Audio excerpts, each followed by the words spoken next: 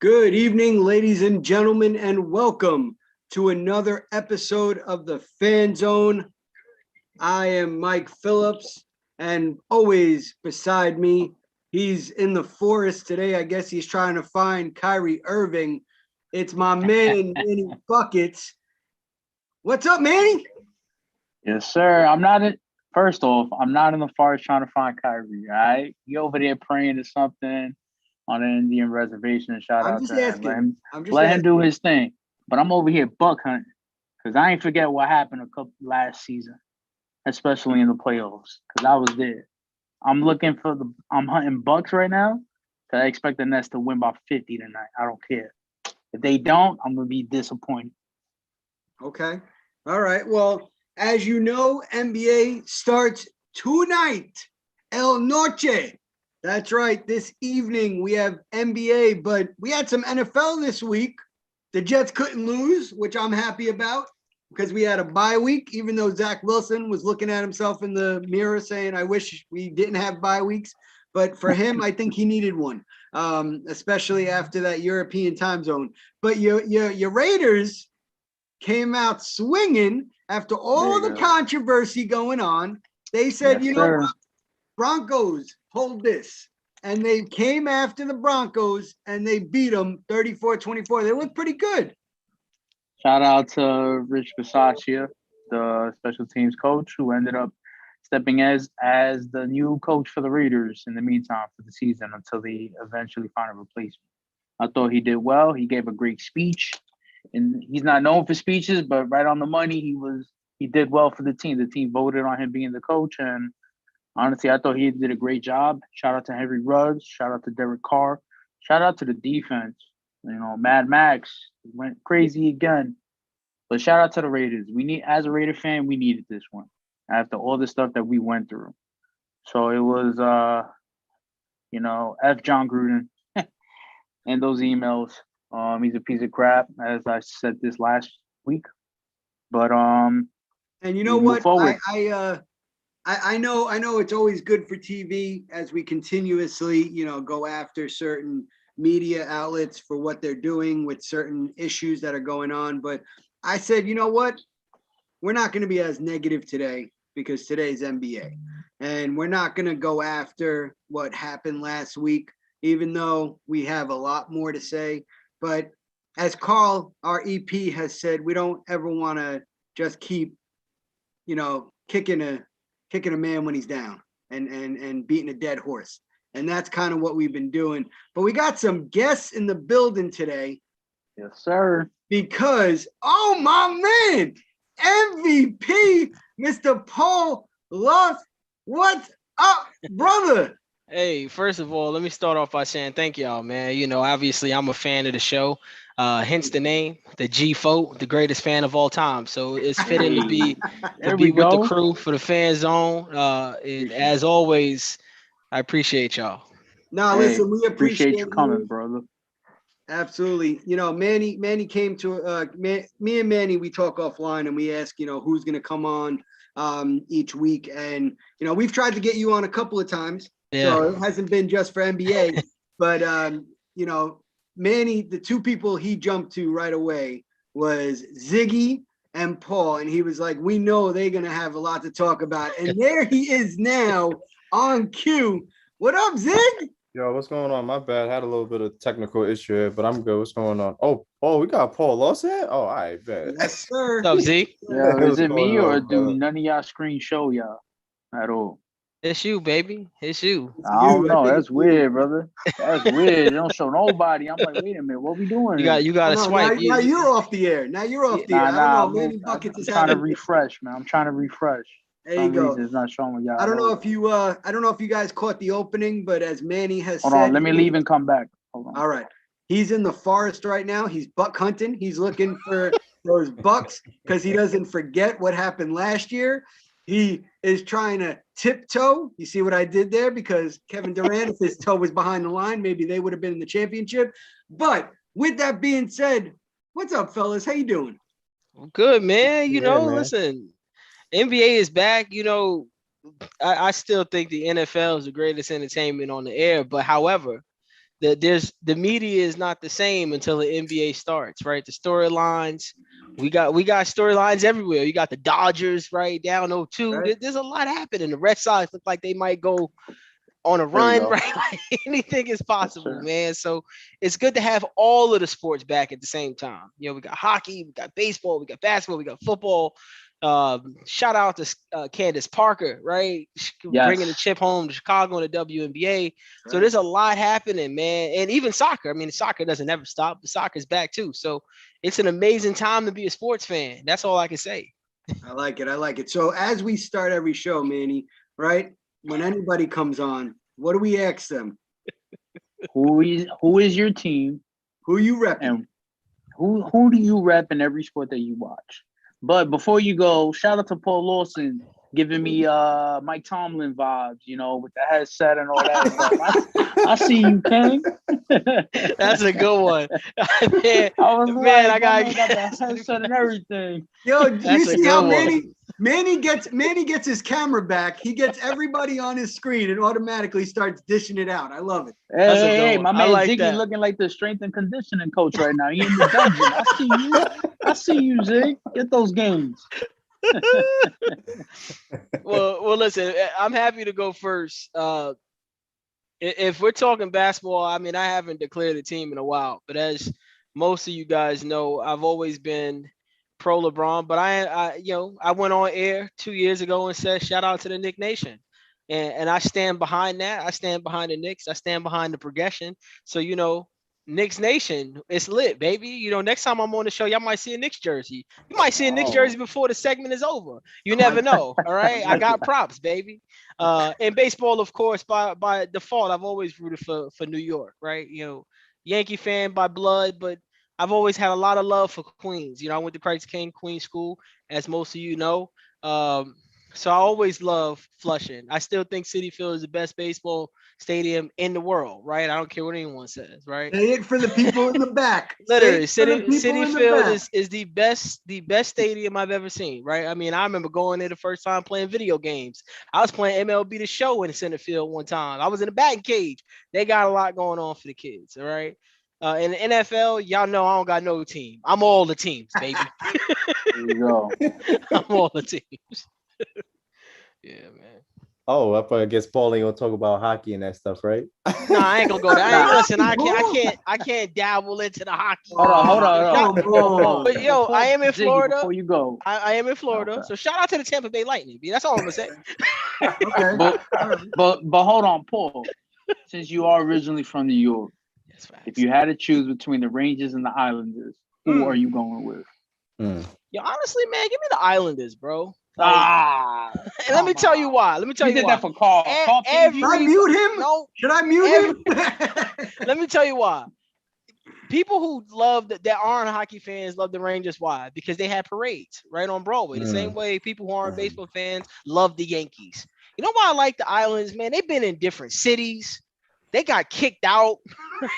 Then they joined Barclays. And we all know Barclays wasn't a venue for hockey, but it turned into one. So give me the Islanders. Give me that cool uniform, that little weird peachy color with the black. Give me the Islanders, man. Damn. All right. So how much did Carl pay you for this, man? Carl ain't paid me nothing. All right. And if I come in last place with picks again on Sunday, I'm gonna owe Carl money. All right. Hey, I'm in first, baby. I'm in first.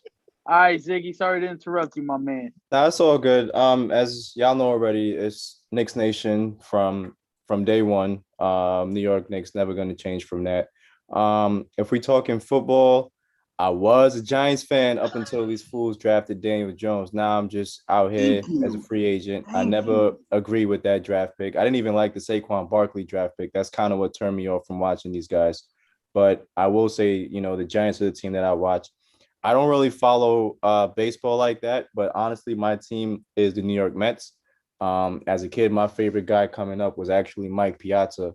So shout out to Mike Piazza. And if we're talking hockey, I know we're not supposed to do this. It's like kind of rooting for the New York Mets and the New York Yankees. But working in Barclays with the Islander fans, I must say they're some of the most passionate fans I've ever come across in any sport. They know their history back and front. So I'm going to say that I root for both the Islanders and the Rangers. Probably more the Islanders than the Rangers, if I'm being honest. So I gotta jump in on that for a second, and I appreciate everything you just said, Ziggs, because I'm a diehard Ranger fan. I bleed red and blue. We know this, but I've been in a lot of these Ranger chats recently, and all they're doing is talking, fire the coach, get rid of this guy. Why are we paying this guy 8 years after 3 games? There's sounds like the Yankee fans, man. Yes. There's literally only been 4 games in the season, and they've been so high and low. Like, I feel like I'm in a divorced relationship with them. Like, so, but then you got the Islander fans that you go to games, they got the chants, they got the yes, yes, yes. You know, they got all these different chants, and there's a vibe there. Now, shout out to the Ranger fans, because there are the true blues, you know, the ones that are truly chanting, you know, goal every time they score, being with their team. But there's a lot of these what have you done for me lately fans, and I'm seeing it more and more, and that's kind of what I wanted to go into today. As a fan of NBA starting tonight, what are you going to show me now mentality going into the NBA season? The question. That's a question for me or Paul? Anybody. For all of us. Yeah, all of us. The guests go first. All right. Well, if we're talking, are we talking about tonight's game, or are we just talking the NBA in general? NBA in general. In general, like, all season. Yeah. Like, if you're a fan and you just say you're not rooting for a team, but you're a fan and it's like a, you know, what have you done for me lately mentality? What's going to make me stay watching? What do you want to see from the NBA this year that's going to make you want to continue watching? Well, for me, honestly, I think number one, that rule change where they kind of took out the flopping from the players of Trae Young and James Harden. I'm kind of looking forward to see how the players adjust to that. For me, it was really ticky-tacky to kind of watch that kind of basketball play. Yeah, I've seen what Trae Young did to New York in the playoffs. It was really annoying to see that kind of play over and over and over again. I'm looking forward to seeing what they do with that. I'm looking forward to see the competition come back at an elite level, especially now with the fans coming back into the building. You know, everybody's going to be vaccinated and whatnot. Well, not everybody. Sorry, Manny. Everybody. Hey, man. Go ahead. Throw your shot. The fan base is going to be vaccinated, so they're going to be ready and willing to go. So I'm looking forward to an amazing season. We know already the whole storylines of the Brooklyn Nets and the Los Angeles Lakers. That's not going to keep me watching for the duration of the season. What the competitiveness is what I'm looking forward to. Okay. Cool. And for me, honestly, I point my antennas into the leadership of the NBA. Last year was a complete disaster logistically, right? Players dropping like flies. And I'm not even just talking injuries. I think the NBA really botched how they handled COVID. And I'm not sure them leaning on the state and city mandates as a way to enforce what they're doing this year as the answer, right? Like, and I'm not sure anyone has the right answer. But my concern as a sports fan last year was every time I decided to watch a marquee game, there was someone out, right? And with the exception of Christmas, right? Ironically, right? When you think about how big that is for the sport of in the NBA. So I'm really curious to see how the NBA pivots to make the product such a great thing. Because you know what the NFL did that makes it the best product on television is? The NFL, it was, I mean, this isn't a Kyrie shot. If you want to play in the NFL and you want to play on Sundays, you're going to do whatever it takes. They don't even talk about shots, right? They made it crystal clear. Either get the vaccine or don't play. And if you don't want to play, or you got to do these weird, they made it so hard for you to be on the team, right? The Cole Beasley story, right? About not getting vaccinated, couldn't travel, couldn't be in rooms, couldn't do a lot of things outside of your normal climate. They made sure that they protected the interests of the fans. And I get how dicey of a line that may be, because we're talking medical preference and all those great things. But I'm a fan, right? I'm a fan first. And I want to see the best players play all the time. That's what I want to see. And we all had that impact in fantasy basketball, right? We hated last year. We hated it all season long. We dealt with people literally sitting out. Right? Like, it's the worst thing you could expect. You know what I know, right? I know Ezekiel Elliott is playing on Sunday with the exception of bye week. Like, that's what I know. You get what I'm saying? So that's what I'm hoping for. I'm hoping Adam Silver has that buttoned up. It's the first time he's honestly really been tested as the league's commissioner, right? Like, David Stern's system has been running smooth for a long time. And here's a Stern. This one's on silver now, so I'm curious to see how that moves forward. Awesome, Manny. I'll let you go first, brother. I mean, what have you done lately for me is I've said this. The moment Kyrie and KD were coming to the Nets, I said we had 2 years. This is that second year that I said. Regardless, Kyrie's not playing. He's not vaxxed. Whatever. Media's gonna have a field day with that. Other fans of other basketball teams, especially Knicks fans, are having fun with the slander. I get it in chat and group chats all the time. Whatever. I'm just saying, Julius Randle got his shots. Julius Randle got his the shots. Whole Knicks team. The whole Knicks team.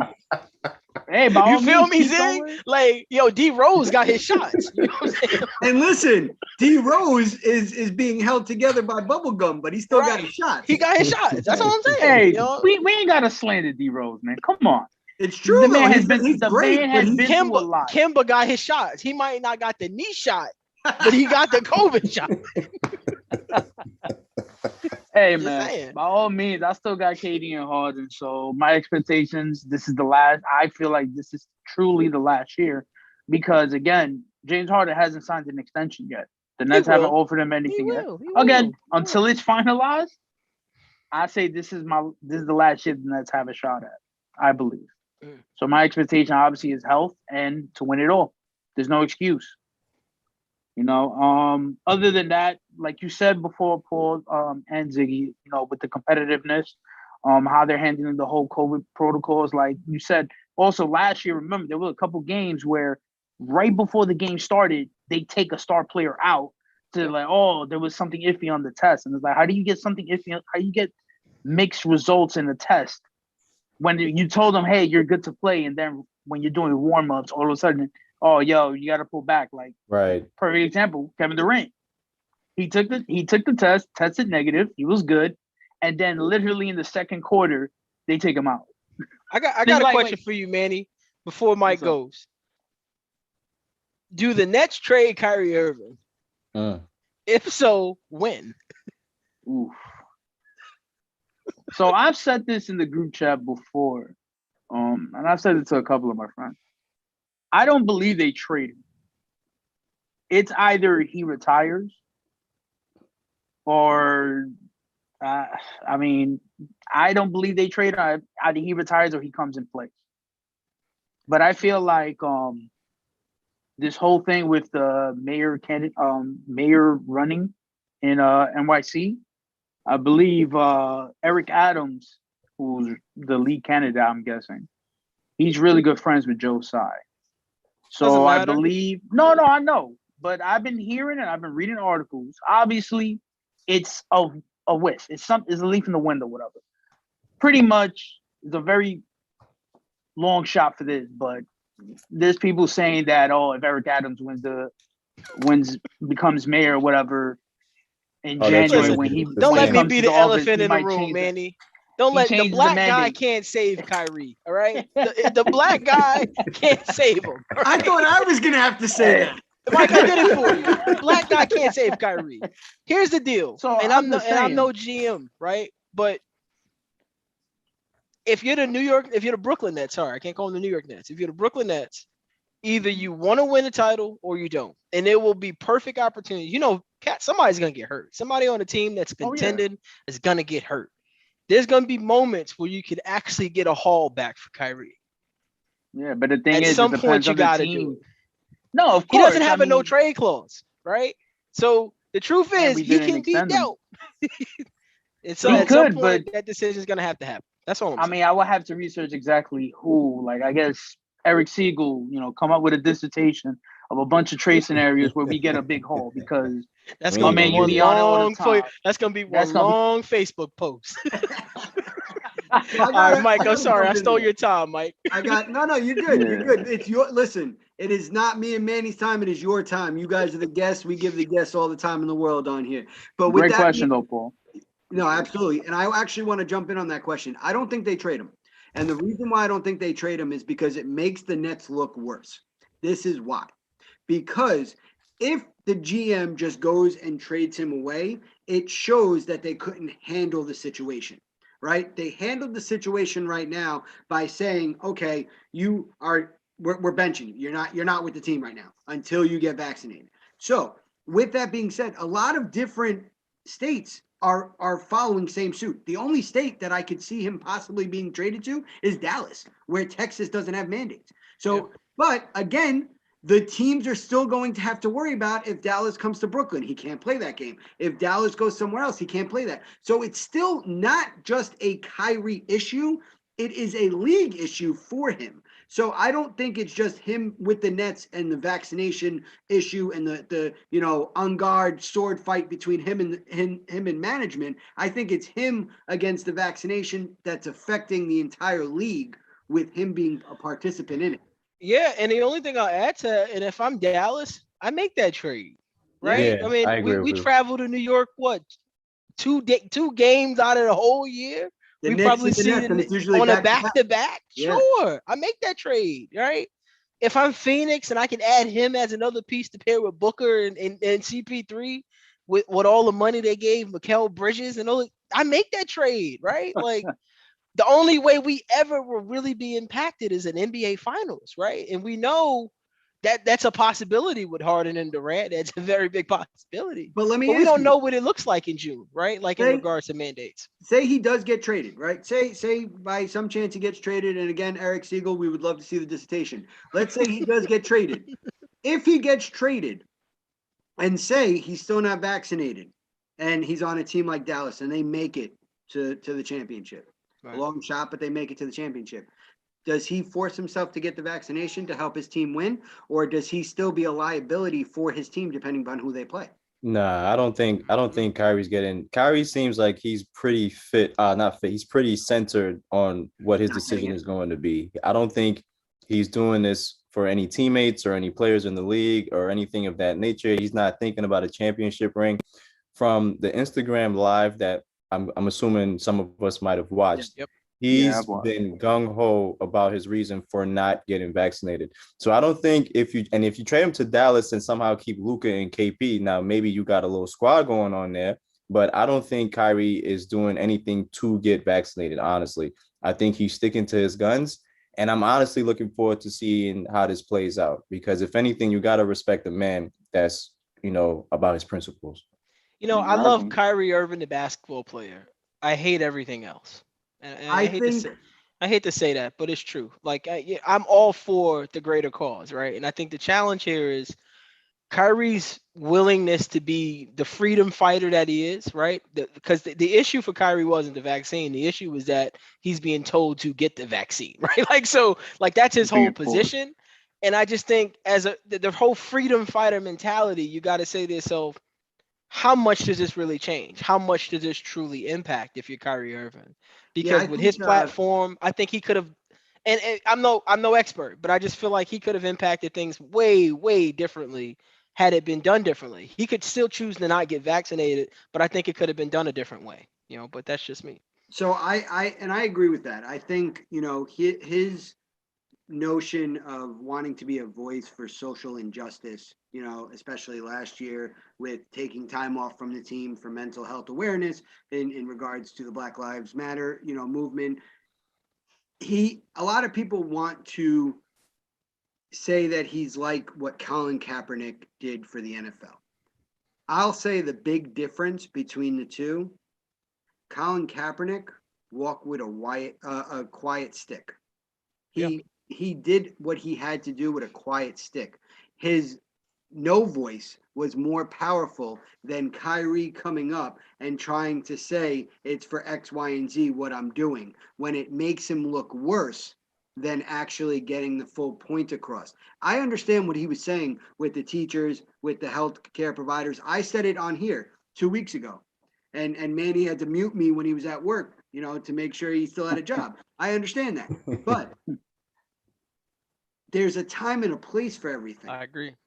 There's a time and a place. So I'm going to, we can go all day on Kyrie, but I'll give you some of my, what have you done for me lately, NBA scenarios that I want to see. One, I'm going back to what Ziggy said about the flopping. I want to see how that takes out of Steph's game, Steph Curry.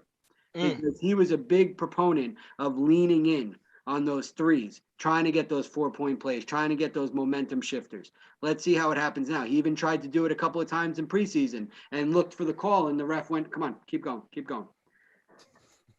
Now, on the other side, the veterans, Chris Paul, Carmelo Anthony, those guys. I want to see who is able to finally win a championship. I want to see who's able to finally say that they're a champion. They've had illustrious careers. They're going to go in record books. They're going to go down in history as top performers. But again, as we've said before in other sports, top performers are not necessarily considered a legacy unless there's a ring attached. So I want to see who can finally do it. So that's like the what can you, especially for my guy Carmelo Anthony. I still remember I'm coming home video when he came to New York. It still gives me chills. I'll tell you a quick side story. When I went back to St. Francis to work there, we all know we're all alumni. Most of us are alumni of St. Francis College. When I went back after graduating, 12 years before that, I legit blasted I'm Coming Home in my car as I drove down Remsen Street and pointed at the school like I just hit a game-winning 3.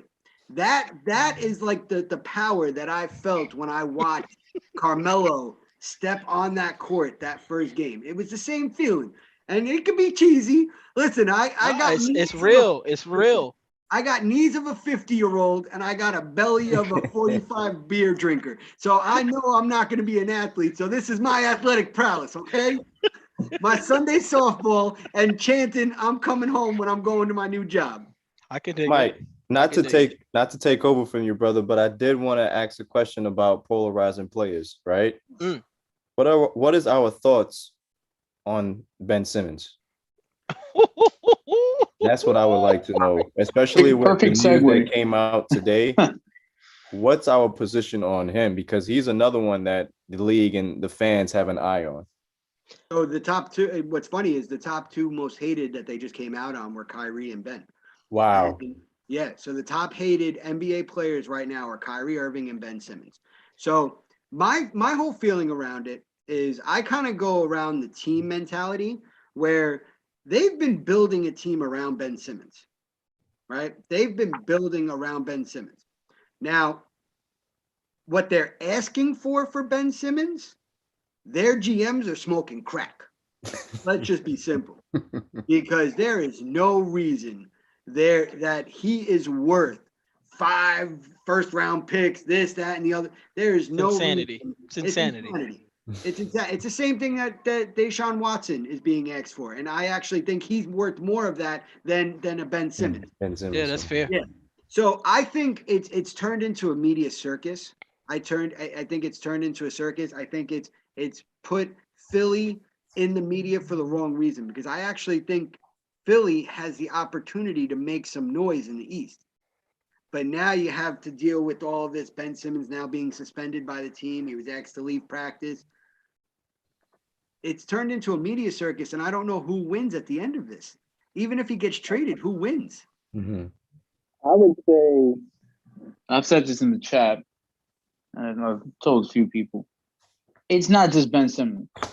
It's the whole Sixers organization. It's the players.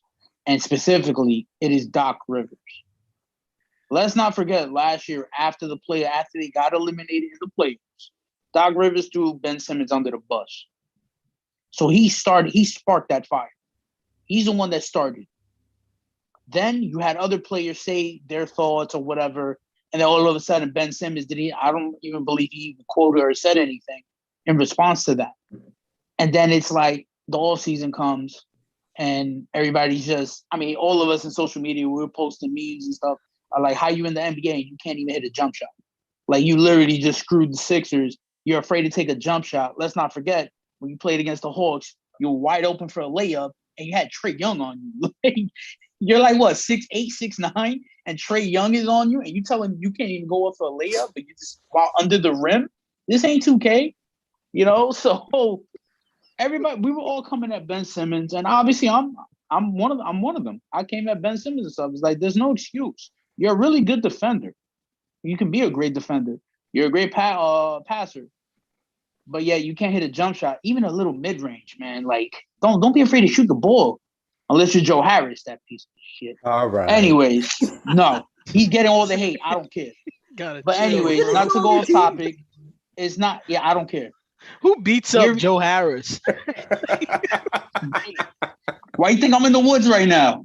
Lumberjack Joe, I'm looking for him. I'm looking for him right now. Zig, I feel like the Nets beating on Joe Harris is like the Knicks beating on Steve Novak for shooting a three. You can't beat on Steve Novak, yeah? It's true. It's like the Steve Yankees. Novak actually hits a wide open three. It's like the Yankees beating up Brett Gardner, bro. Like, we don't care what happens with Brett Gardner. Like, if we depend on him, that's on us.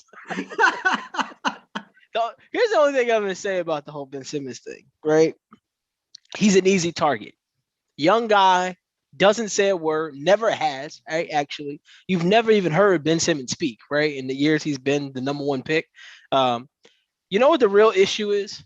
There is not a leader in the Philadelphia locker room. Doc Rivers is supposed to be the leader, right? Like, that's his whole mantra, right? Like, Mr. Diplomatic. Doc Rivers thinks he's like the Martin Luther King of the NBA, right? But the truth is, he's a pretty marginal coach, right? If you remove the Kevin Garnett dynamic with Ray Allen coming on board, Doc Rivers has a career that's full of no championship wins as a coach and a lot of losing seasons, right? A lot of marginal performances year after year after year. He got ran out of LA specifically because he had no leadership, right? We all remember the Paul George and Kawhi issues that they had with Doc Rivers. And it makes you wonder, we start thinking about the Chris Paul issues that we thought was on CP3, which clearly isn't the problem because he went over everywhere he's gone. He kind of blended, meshed, and you could tell who the leader was, right? So we didn't question the leadership of CP3 in Houston. We didn't question it in New Orleans when he was running with Tyson Chandler. We certainly didn't question it last year with the Suns. Don't forget, so you got to say that, right? I ain't even gonna talk about his year in OKC. So when you really start thinking about it, it's Doc Rivers, bro.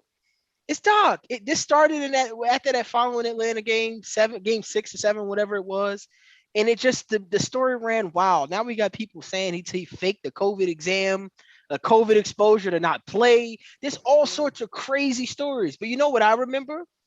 I remember Jimmy Butler running things in Philly. And they couldn't take leadership. So they got rid of Jimmy Butler. Right? And what did they go get him? What did they replace him with? Non-speakers. Tobias Harris out of max contract. Non-speaker. Cool. Right. The backup point guard or Richardson. They went and got these guys that aren't speakers. Danny Green, love him, local, non-speaker. Right. These are the people coming at Ben Simmons, the franchise. Their best player is not a leader. Joel Embiid is not a leader. So Ben Simmons is an easy target. But to Mike's point, Daryl Morey is not just on drugs. He's delusional. So you want more for Ben Simmons than you got for James Harden? I don't get it, right? Like who are we fooling, bro? Like at the end of the day, you might get 2 1s out of Ben, protected, of course. That's it. You're not gonna get more than that. I ain't even think about what you said, Paul. That makes like perfect. Think about it, Zig. You want more for Ben Simmons than you got for James Harden, the reigning MVP, arguably one of the greatest scorers we've ever seen dribble a basketball. And you want more for Ben Simmons, the same guy that y'all just said didn't show up to practice? Right. You're hurting his trade value. Right? Like, you're shooting your own self in the foot, right? As a seller, right? I am a seller. So that's the opposite of what you want to do. Especially when you're especially when you're suspending him now. So now you're showing he is a lock. So he wasn't there, right? You haven't seen Ben all year. He showed up. He actually showed up. You got role players that are over the hill talking about he needs to apologize. He's not apologizing. He's a pro. Trade me or I'm out, right? Like that's just how the game goes. So I will ask, and I know, I want to be sensitive of everybody's time, but I will ask this though. And Zig, I want to hear on your Ben Simmons too, but I want to put this into perspective as well. Do we blame the player or the organization in these type of situations? Oh, I'm gonna go first. Go ahead. I'm definitely blaming both. Okay. You know why I blame Ben Simmons? My only blame for Ben is he allowed this to go out. if had this been a Russell Westbrook, he's gonna stand in front of the podium, curse you out, and say, "What the hell are you talking about?" And he gets the whole angry man mantra, but I guarantee you, we never ask that question again. Kyrie Irving does the same thing. Even the league puppets, the LeBrons of the world, will never allow the assassination of their character be portrayed in front of millions of people. It just wouldn't happen. So that's my only issue with Ben. The rest of it is solely on Doc Rivers. Okay. Like he was in California. He took a match. He set the tree on fire and walked away. Like that's what he did. Now we have wildfire everywhere. Like that's what Doc Rivers did.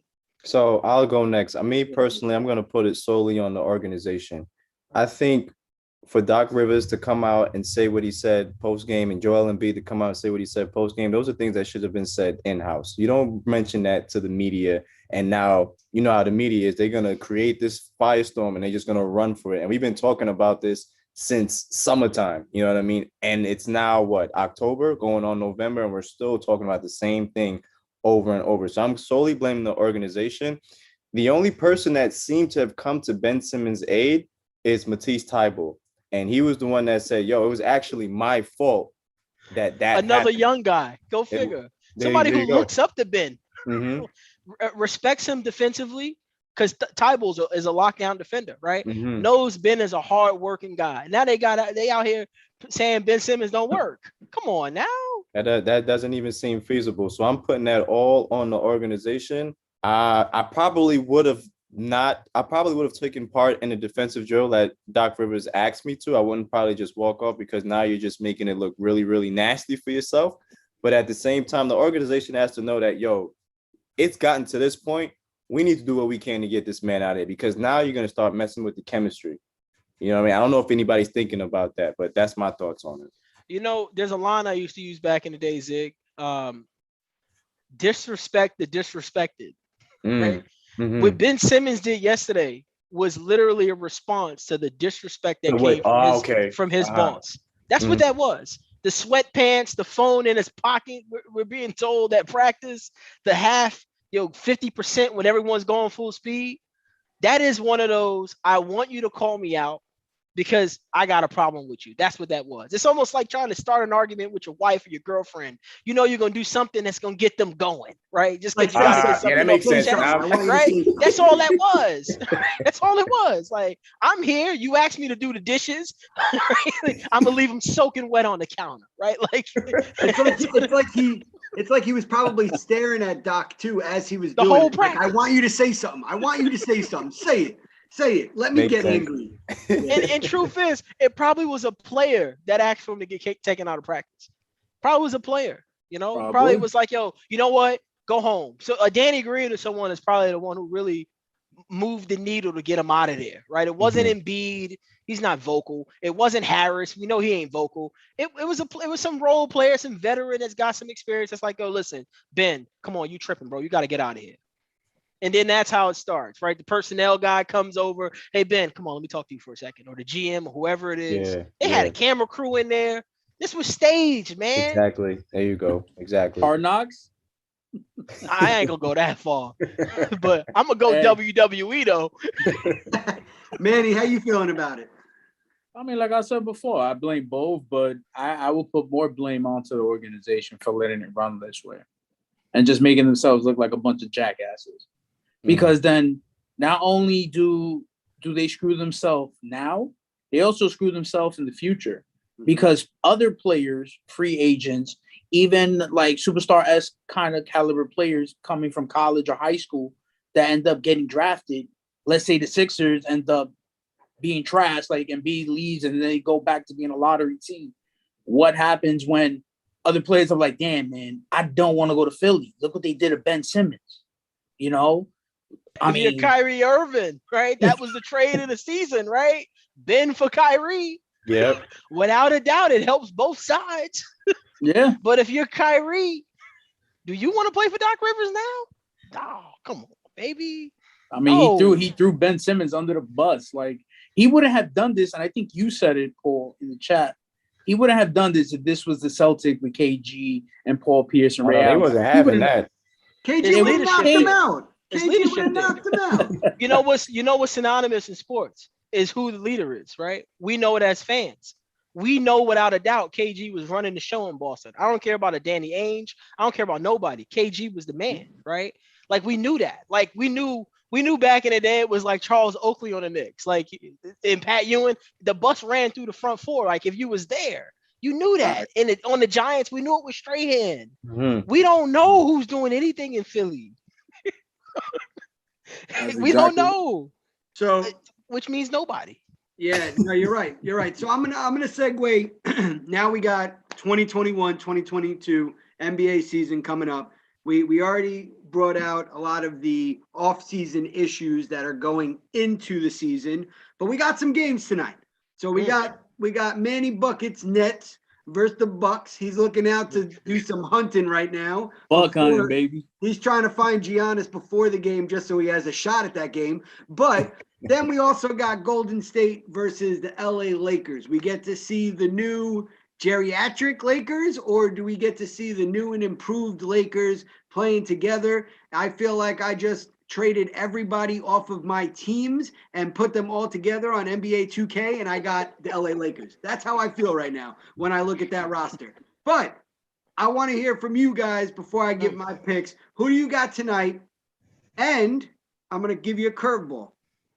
Who do you see the best improved team from the West or the East? Okay. So tonight, I am going with the Bucks tonight. Sorry, Manny, and let me tell you why. You're talking about a ring. It's a lot of distractions when you win a championship. For the away team more than the home team, right? There's gonna be a party on the court, a banner being unveiled, ring ceremony right in your face, and this is a team that slapped you in Game 7 and took it away, right? So there's gonna be a lot, but more importantly, Milwaukee's intact, right? We don't really know what to expect from the role players from the Knicks. I mean, from the Nets. You know what I do remember? I remember them not showing up. They won't show up tonight in Milwaukee either. So give me the Bucks. For the later game. I think the Lakers are definitely coming out of the West. I think they lose tonight, though.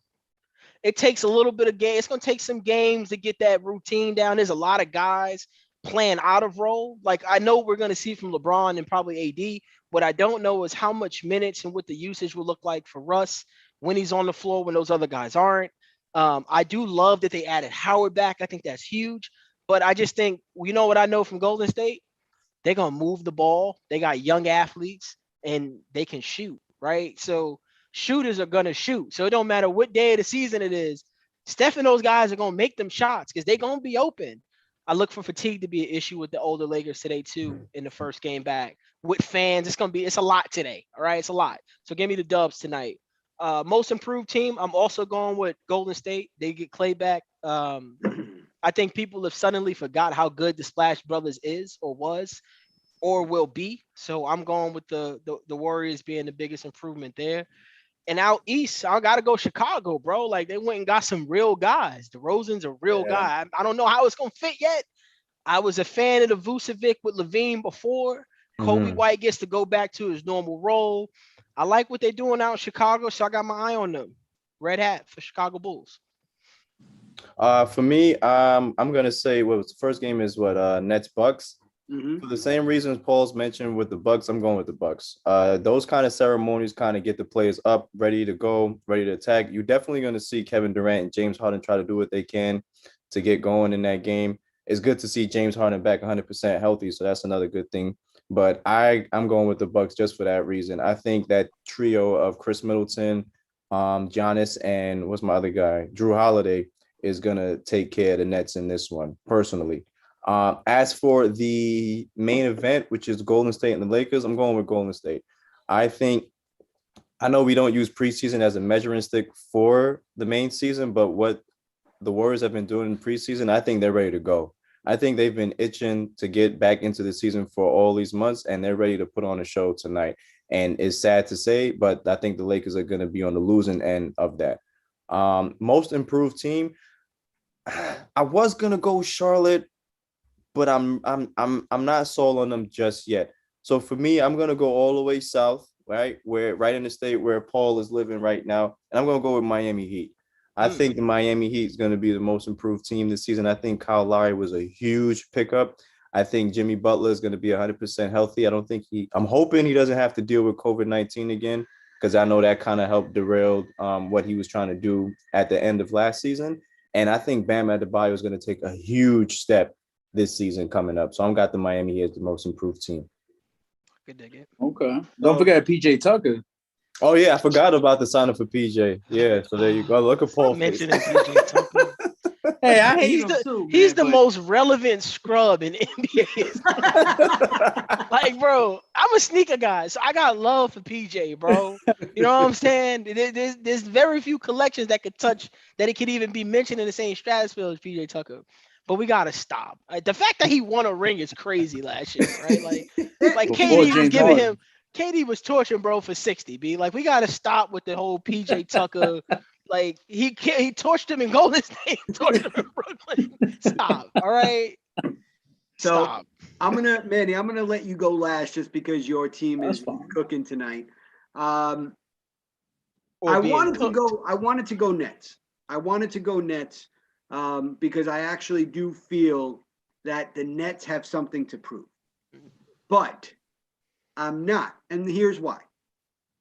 If this was any ordinary game, I say give me Nets by 15. But because this is the championship banner game, as Ziggs and Paul have both brought out, there is that intensity that if they don't come out a certain way, like a championship caliber team, they're going to get blown out. They're going to get blown out.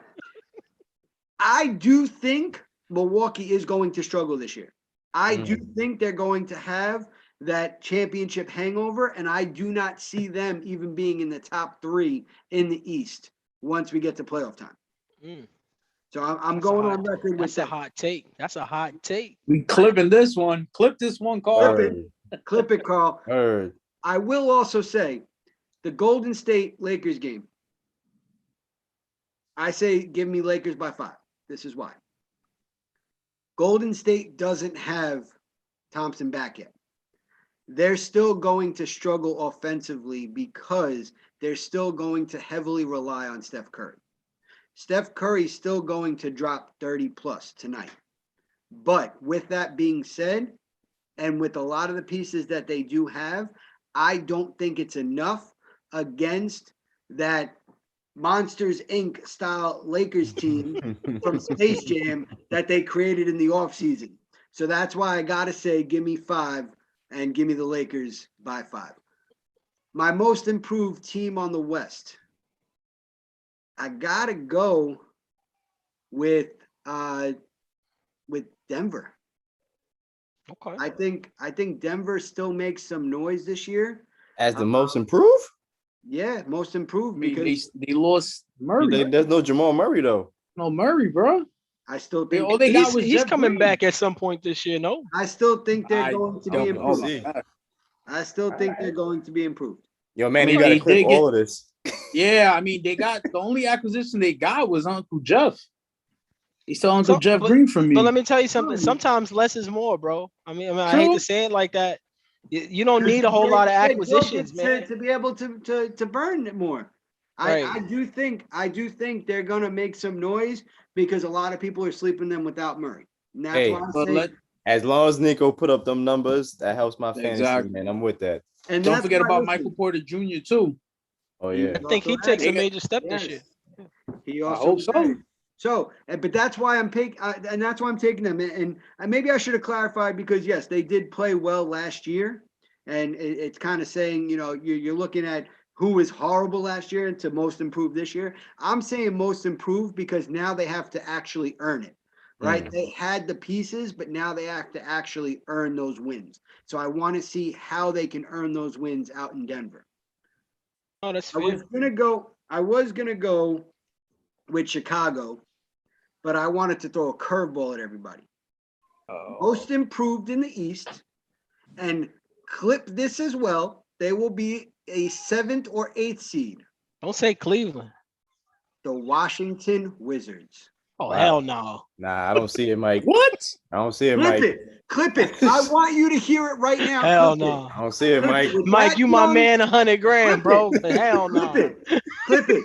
Washington Wizards will make the playoffs this year. They're going to be improved. That starting five can make some noise because that starting five were complementary players on other teams, and I actually think they can make some noise. Man, I bet you any money right now the Nets still wish they had Spencer Dinwiddie. I agree. I Yeah. don't disagree with With Spencer. everything going on. I think with LeBron being added to the Lakers was Kuzma's downfall. I think that got into his head because he started performing when there was no all-stars on the team. You know what I would say about that, Mike? When there were expectations, Kyle Kuzma couldn't deliver. There you go. Now there's none. Now there's none. Sure, he might be Except for free. me. Except for me. Right, assuming he will be free, right? I mean, he still is playing behind Bill and Dinwiddie and Harold's over there and Casey. There's still a lot of guys. And the real unknown is the rookie dude, the Advija dude, the 6'9" sharpshooter. I'm curious to see what he does too. So that is my curveball for everybody. I am going to be watching. I have the NBA pass that I watch, a lot of the different games. So I will be watching the Chicago Bulls a lot. I want to see how. Swing that account. I will. We'll talk offline. We'll put it in the comments for everybody over here. Stop it. I might be I might be the host of the fan zone. Don't mean I'm giving the fans everything. But no, I do think the Bulls will make noise. Cleveland makes noise. They don't make the playoffs, but I think they do play better than people are expecting. And that's what I like about this season. There's been so many moving pieces this season. I actually had to look at what happened in the offseason to see who's playing where. I don't remember half of these moves. A lot of moves, man. I actually forgot, and I apologize. I forgot Ball was on the Bulls, because that happened so early in the offseason. And DeRozan, exactly. And DeRozan was coming out saying he's hurt that he wasn't picked by the Lakers. Man, he's going to get more burn in Chicago than he would on the Lakers. It's a fact. He would have been a bench player. Yeah, I think I don't know how he would have fit with the Lakers, to tell you the truth, with the exception of having another guy that could score one-on-one, which obviously the Lakers are not short of that. So, yeah, shooting is what they needed. So, yeah, I'm curious to see what happens. A lot of moving pieces in the NBA. Yes. So, I guess I'm last. So, obviously, we know who I'm rooting for, the Nets. Obviously, I'm going with them. But I hope, like, before the game when they show the rings and, do the video and stuff, I give it to the Bucks. They won. Y'all won the chip. Congrats. Embrace it. Enjoy it. Whatever. To the one Buck fan that's in this entire group. But I want KD. I want Harden. I want the Nets team. I hope Nash actually puts the entire team on that court when they're showing them get their rings, just so they can be like, yo, this was ours last year. We messed up. Implant this in your brain. Keep this in your mind the entire time throughout the entire season. Bro, and probably get smoked by like 40. I don't know. Manny buckets. All right. This isn't a Remember the Titans movie. All right. Hey man. I'm here. KD got rings, B. Like KD got rings. Now of that scene. All right. That ain't gonna motivate a Kevin Durant. All right. He's got rings. Oh, we got special guests. What's going on, baby girl? It was Bring Your Child to Work week. I saw it on Smoke and Mirrors, so I had to bring her on. Oh, cutie. So I got the Nets winning. Obviously, in the bias in me, I would say I want by 50. It's not gonna happen. I say we win by 6. The next game though, I read up that Andrew Wiggins is on a minutes restriction tonight, which I found kind of odd because I'm like, didn't he get vaccinated? Well, he might not be 100%. Oh, okay. I mean, I don't know if there was any injury to him and stuff, because didn't he get the vaccine like a couple weeks ago? I mean, I don't know his story. I mean, but at the end of the day, it's Andrew Wiggins. He's not a game changer. I mean, he's not an MVP or nothing, but, I see him doing pretty good. But I see Curry going off, at least dropping 40. So, Manny, not to cut you, he's dealing with a knee issue. He's been dealing with this since preseason. So that's why they're cutting his minutes. Oh, okay. Stop trying to make it about COVID, Manny. Stop trying Yeah, to make Manny it with this COVID theory. He's stuff, just trying Oh, to man, take it I off don't of know. Kyrie. Oh, he's on a minutes He's just restriction trying to because of take it off of COVID. Kyrie. I don't know. What? He's on a minute restriction because he got the. Did you get on a minutes restriction when you got the vaccine? Bro, I After was 2 knocked days, out you like got to a go back light to with the work. vaccine, bro. I was knocked out. But anyways, I see the Warriors winning by 2. It goes down to the wire, I believe. Awesome. Maybe most likely free throws at the end. It is gonna be fun though to see how the Lakers play, even though obviously they need the chemistry and stuff, which is gonna build throughout the whole season. So that'll be good. Improved.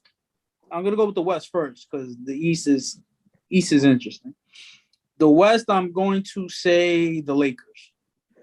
Obviously, getting Melo, getting Rondo and Howard back. Obviously that again, Rondo we know is not going to play until like the playoffs, but that's where it matters the most because the Lakers can get 45 wins, 50 wins, get like a 5th seed, 4th seed, 3rd seed, 2nd seed, or 1st seed, and yet when the playoffs come and you have those veterans that know how to play the game, especially with Rondo, shout out to him in the bubble,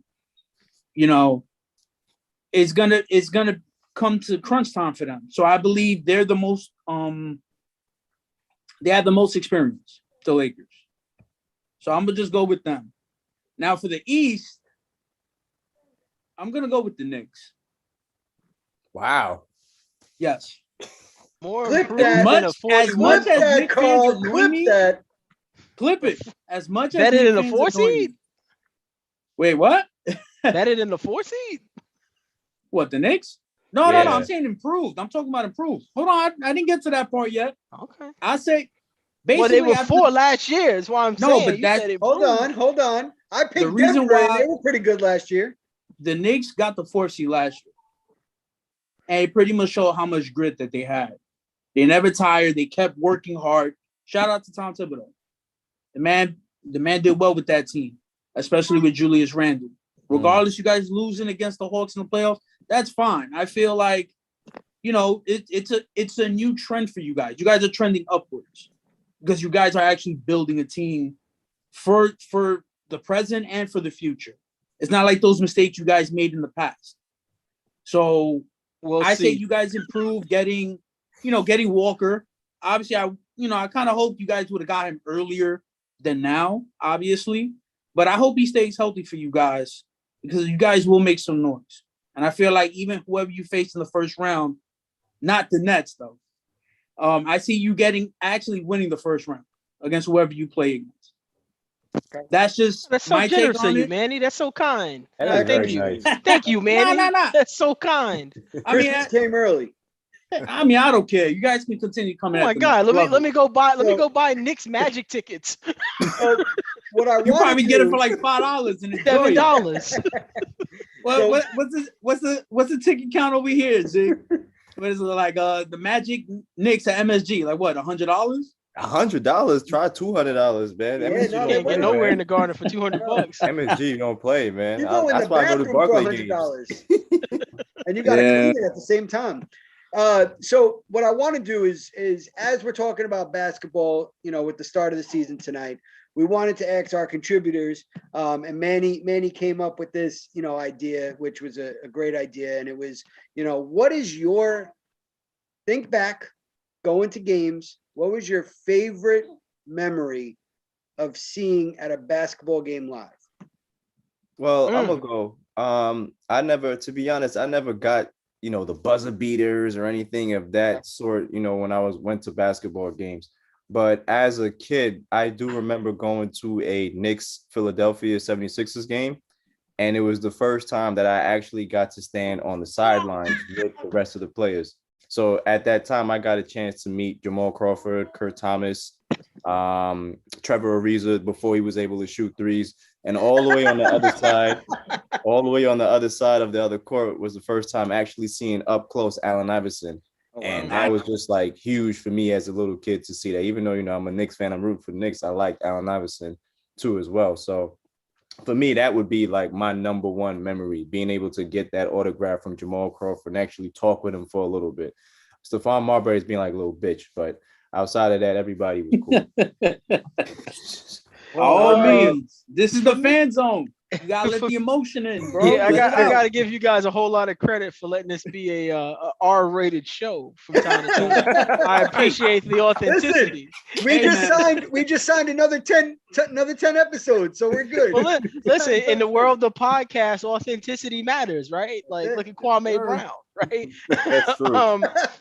The best moment for me, 2016, I think it was 2016. Me and my wife, we flew to Miami, and at the time we went to game 6. We went to game 6 and game 4, I think it was, or something like that. It was Wade's original last game in Miami, in American Airlines Arena. And I remember walking away from that game. He actually had a big steal on Kyle Lowry late. They won that game in overtime, the fourth game 7 in Toronto. They went on to lose game 7 in Toronto. However, I remember walking away out of the arena, going to find an Uber, saying to myself, I have never seen a city love a player the way Miami loves D Wade. It was up there for me when I watched Derek Jeter in the Bronx, right? I was there for 3,000 with Jeter. I was there for the walk-off last hit for his career. When I think about the love the Heat showed Wade, it was unmatched. When I tell you, everybody had the white hot Wade t-shirts. It was Wade County for real. Like, and I to this day, I still get goosebumps thinking about it. So it's one of the first things I ever put on Instagram. This is when I was anti-social media. D Wade in American Airlines game 6 unmatched. This when he was coming off the bench, he still was battling knee injuries. He put up 30 that night. It was the building was crazy, is all I could say. That's amazing, man. That's an awesome feeling. Manny, I'm gonna let you go before I jump in. I mean, I would say obviously my first baseball game, Expos, Yankees, Pedro Martinez pitching, a young Pedro Martinez. And a Vlad Guerrero Sr. hitting a bomb opposite field. That was Vlad without the socks. Only real baseball fans know that. Vlad didn't even wear socks with cleats, bro. Bro, still dominant. But that's one. I just basketball wise though, because it is basketball night. My favorite was always watching Dwayne Wade and CP3 go at it. I love their battles. They battled. Even when he was in the West with the Jazz, when he came to the Nets, I seen them at least 3 times battle each other live. And it was amazing. And the last time I seen it, Jarrett Jack hit DeAndre Jordan with a quick Iverson crossover, hit a mid-range to win the game pretty much. So I would say that was my favorite moment in basketball-wise. So I got 2. One is actually an era more so than an actual game. For me, Linsanity. Getting to see that live, getting to feel the crowd, getting to see him hitting those threes late in the fourth quarter to win a game, that was something magical. And being able to see that live, watching it on TV never gave it justice. Being able to, and I still remember, if we're talking about games on TV, I still remember him hitting that 3 against Toronto when he just ate it and just stared at them from almost half court. I don't know pick. Yeah, I was like, that man just hit that. No, did he have the Band-Aid on his chin or whatever that game? I think he had something on. Yeah, I think he got elbowed in the eye or something. He had the little left eye going on. But then I'm gonna go with a fan experience that I had, and it was in Memphis. It was the Memphis Grizzlies against the New York Knicks. I took a road trip down. I might have mentioned this story before. I took a road trip down to Memphis, and me and my boys were taking a road trip, and they're like, let's go see if there's any tickets available. For $100, we were 5 rows behind the New York Knicks bench. Wow. For $100 each. I have to tell you, I was one of the most obnoxious New York fans there. It was when they had Chris Duhon on the team. Oh, God. He was trash, man. I'm a big Duke guy. So what I was doing is I was starting a chant, put in Duhon. And I was chanting it to the point where I had fans from Memphis come over to me and they were like, can you really be quiet? You're obnoxious, this and that. And I was like, no, I paid for these tickets too. And they're like, what if I bought you a beer? I said, you could buy me a beer, but I'm still going to get loud. I'm probably going to get louder. Louder. If you keep giving me alcohol. And they started laughing and they were like, you know what? We like you. We never expected an answer like that from you. We thought you would just be quiet. I said, no. Truth be told, by the end of the game, I had Zach Randolph laugh at me because I shouted at him, shoot free throws like you did in New York. He started laughing at me. I had Chris Duhon salute me for calling and chanting him. He never played, but he still chanted. I yelled at D'Antoni for not putting him in the game. And I had Memphis fans going along with the chant with me, put in Duhon. I had the entire section doing it. It turned into a craze. It was one of my favorite experiences. I was like a fan favorite that day. I think I even got on the Titantron that night. It was just good. It was just a good time. So that was one of my best fan experiences during that era of when the Knicks were not that good. And we had to do something to make it exciting. So we have come to the time of the show. As you are both fans of the show, you know what time that is. It is the Hands of the Week. Yes, sir. And he doesn't have his Coliseum because he is putting on his camouflage to go hunting, but he is still in a Coliseum-like atmosphere. So, Paul, who are your Hands of the Week? My Hands of the Week is going to be an unfamiliar foe for y'all. I got hands for Josh Allen, B. Let me tell you why. Oh, Wow. speak your truth. Let me tell you. I've been critical of Josh Allen in big games. And last night, he did exactly what he always does. Comes up short. I mean, we're talking about a Titans team that couldn't stop a nosebleed, lost both corners, lost the safety, lost the defensive line. And you know what Josh Allen went out there and did? Started overthrowing receivers. Couldn't even get in on 4th and inches. 3 times he got stopped on 4th and inches. Josh, my man, you want to win the MVP. Show me something, bro. So Josh Allen, you can catch these hands, B. Yes. Dos manos. Ziggy. Don't forget, I'm in the fantasy league with Greg, and I had Stephon Diggs. I needed one more catch, and I would have beaten Greg. He overthrew him. He overthrew a touchdown pass. He underthrew a touchdown pass. I mean, Josh Allen, you got to be better, player. That's all I'm saying. Ziggy, who you got? Who are your hands? For me personally, Paul went to football. I'm gonna stay in football. I'm giving hands to the entire front office organization of the New York Giants.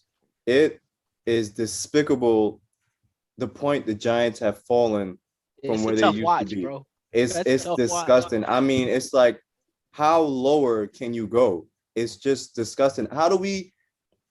How is it that you do not have a proper offensive line in damn near 15 years? Paul, stop crazy. laughing. I can't stop. They haven't had a proper O-line since I was watching the team, man. And it's getting worse. Why am I laughing? Because I got Zig talking football, bro. Yeah, exactly. You don't understand. Like, that's how you know how bad it is. This is gospel, bro. Like, this is how bad it is. It's just ridiculous. You know what I'm saying? From back in the days when we had Chris Snead, David Deal, Sean O'Hara, Kareem McKenzie. He dropping names. You know, I'm telling you, I used to watch, Paul. I used to watch. Dropping names. I used to You watch. get him in on Sunday, bro. I can't even tell you who's on the O-line now. From the minute they drafted that punk ass, let me wash my mouth. That individual, Eric Flowers. It's a safe space here, bro. It's a safe space in the fan zone. That punk ass motherfucker, Eric Flowers. I don't know how you end up drafting this guy. You choose Eli Apple over the guy the Dolphins drafted. What's his name? The dude that got caught with the weed bong. You pick Eli Apple. Eli Apple's not even, Tunzel. Yes. We had a chance to pick him. You pick Eli Apple. Eli Apple's not even in the league anymore. You let Landon Collins go. Like, what the fuck is going on? Drafted Saquon Barkley. Organization. Drafted Barkley. Drafted Saquon Barkley. You don't draft running backs with the second pick. Drafted Daniel Jones, a fucking quarterback from Duke.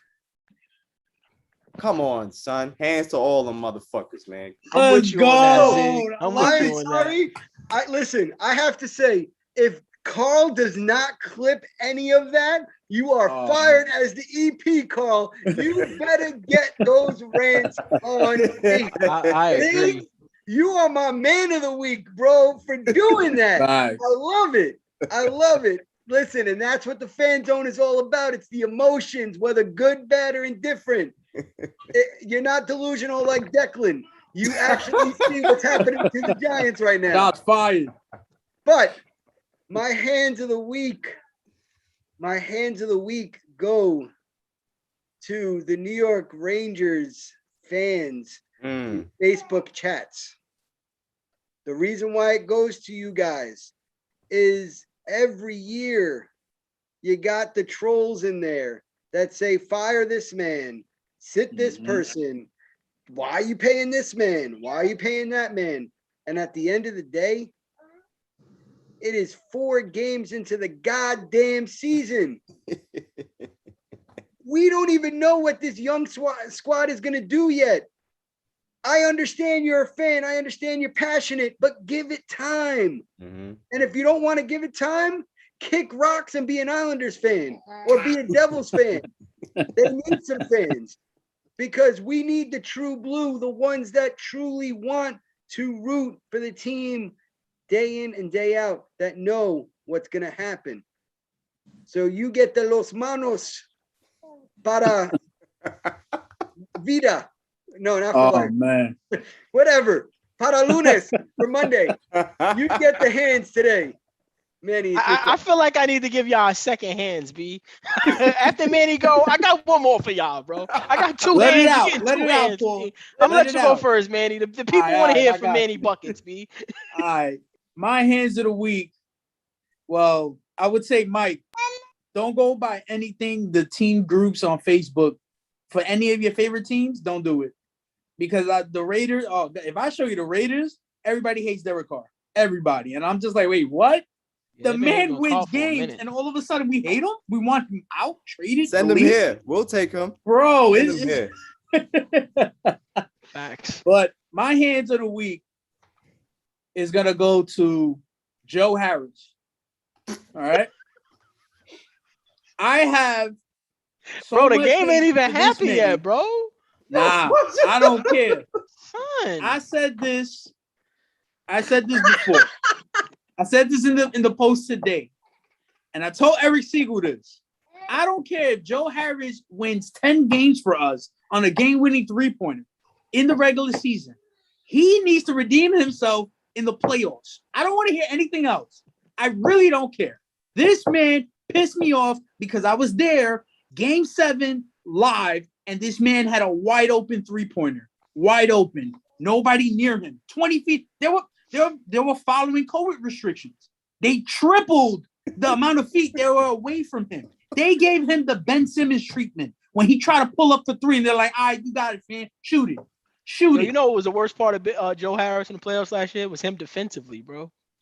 He is a defensive liability. If you can't defend and the only job we give you is to shoot a three-pointer, are you kidding me? Uncle Jeff Green was hitting threes. Blake Griffin was hitting threes. They hit more than him the entire series. And he was even struggling in the Boston series with three-pointers. So you're telling me you're the three-point specialist. You beat Steph Curry in the three-point contest. You were known as a top 5 efficient three-point that three-point contest stuff for multiple years in a row. And the one time we need you in the playoffs where it matters most, you choke. And you shoot. Man, you know what the three-point contest is? That's practice. And Allen Iverson taught you 10 years ago, 20 years ago, that we're not here talking about practice. Well, he better be shooting a million three-pointers before the season started. That's all I know. One more hands of the week for y'all.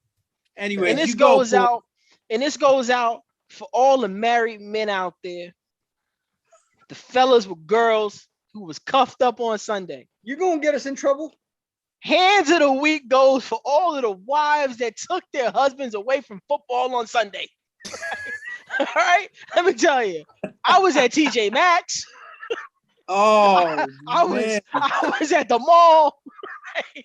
Let me tell you something. Hands of the week goes to anybody who pulled you away from your devices, from your screen, had you driving in your cars. Hands of the week. You can have my hand so you don't got to use yours and then call it domestic. Hands of the week, baby. It's all equality over here. Stop. Equal rights. Listen, the words are simple. Stop playing with me on Sundays. From So with 12 to that being 12, I'm not said- available. Oh, With that man. being said, I'd like to thank our contributors and our guests that came today.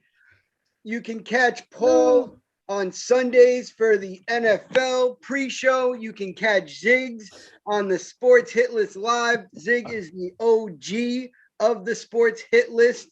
So if you don't know, now you know who Ziggs is. I am Mike Phillips. This is Manny Buckets. He's going to go hunting before the Nets game. Hopefully he catches a buck. He Because going straight to jail. He going straight to jail. He might try to catch a buck, me. but he won't be catching a win. I got my hunter's license. I'm good. Let's go, We out Knicks. Beat the Celtics. Have a great evening, everybody. Much love, y'all. Appreciate it.